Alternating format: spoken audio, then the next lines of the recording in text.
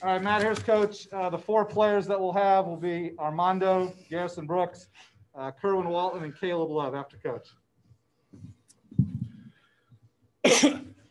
Okay, guys, the only thing to open it with is very pleased to win a game on senior day.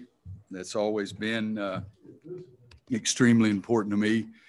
When I was an assistant here for 10 years, we never lost senior day, and 15 years at Kansas, we never lost senior day, and we've messed it up and lost 3 of them in the 18 years that I've been here, but it's always extremely important to me to allow those seniors to go out the right way the last game they play in their building, regardless of where it is, whether it's Carmichael, Smith Center, or Allen Fieldhouse. So that was important to me. I thought that one of the greatest things was the start of the game, starting the seniors and Walker Miller to take a charge on the first possession.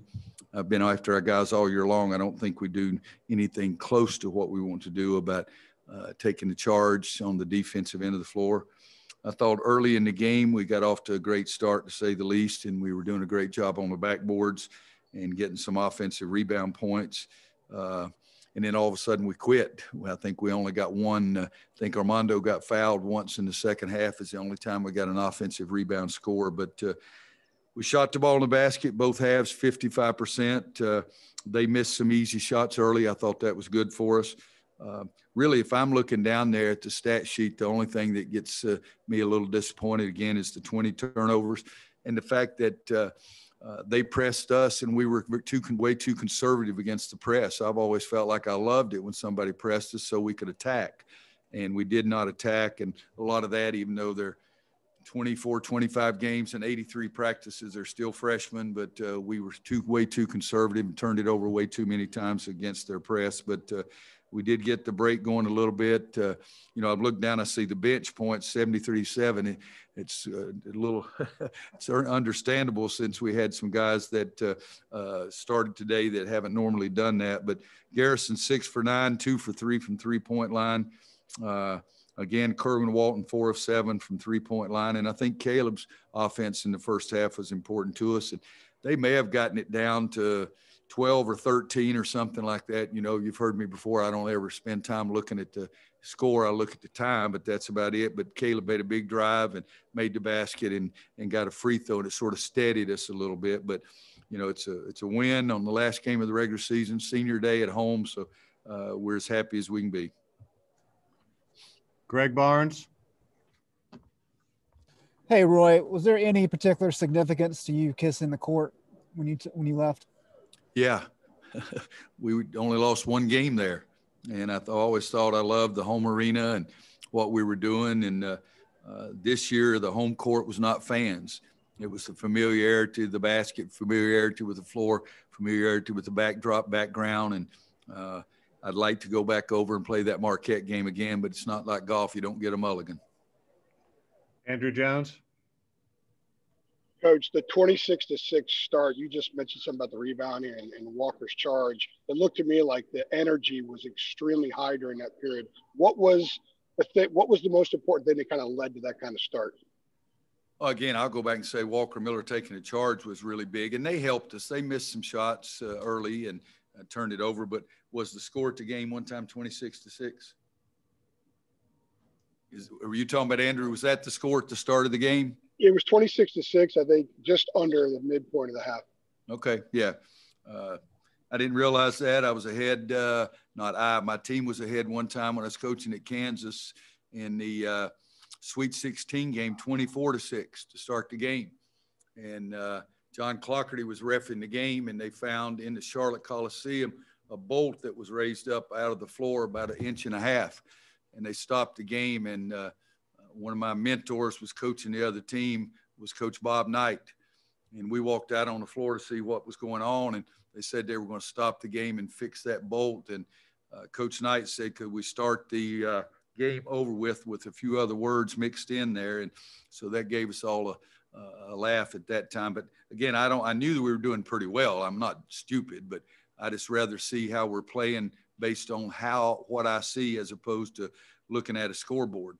Because in the second half, I was not very happy the way we were turning the ball over, but we still, did all right on the score. But I did not know it was 26-6.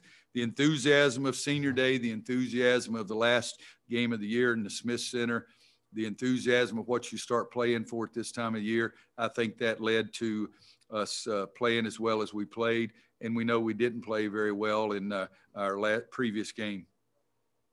Brendan?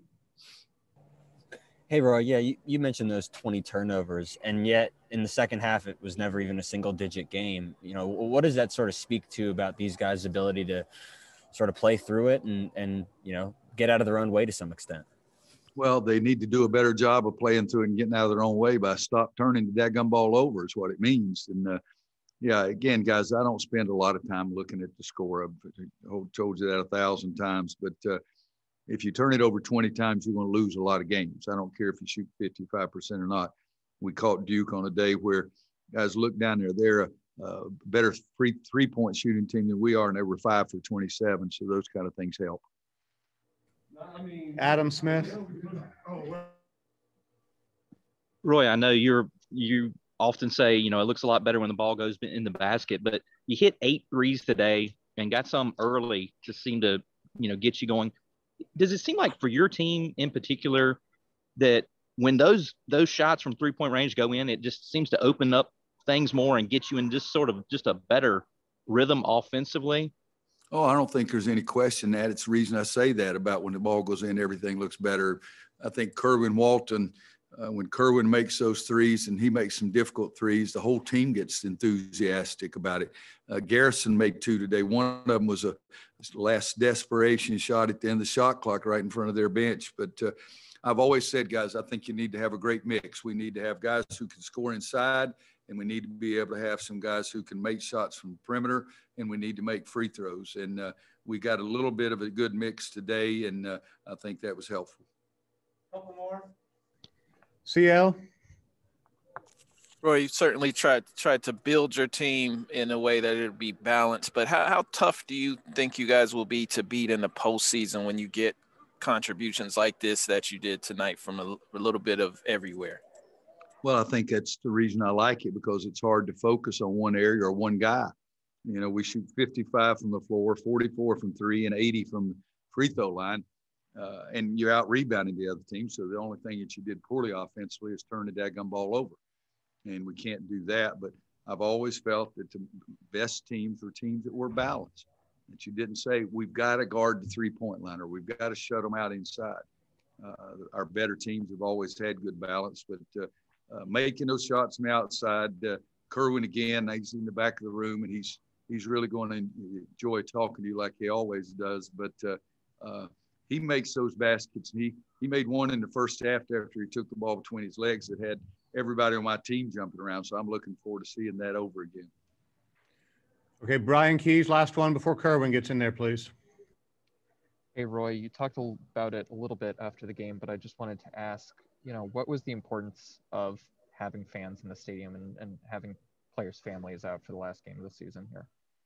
Well, I think, it's pretty easy to figure out. I mean, it's the only time that I did not like it was the last play of the first half. Because the last play of the first half, we had a foul to give, 3 fouls to give. In fact, if they had been going to just play, we were going to use all 3 of them. But they sort of held the ball for the last shot. And I said, I do not want to double team, because if we double team, somebody's going to get an open 3. So they double teamed on their own when I'm screaming, no, no, no, no, no.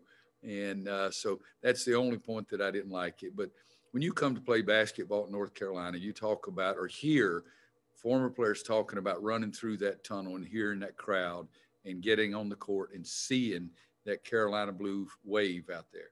And so that's something they've missed. And I think the last 2 games, as I said, it's been the loudest 3,200 crowd I've ever seen in my life. They were enthused about it. The students were great. I think that it helps and it gives them a little bit of look of what Carolina basketball normally is, and they have not had that this year. And just to let you know, that question didn't upset me. I'm going because Steve has already said this is the last question. Thank you.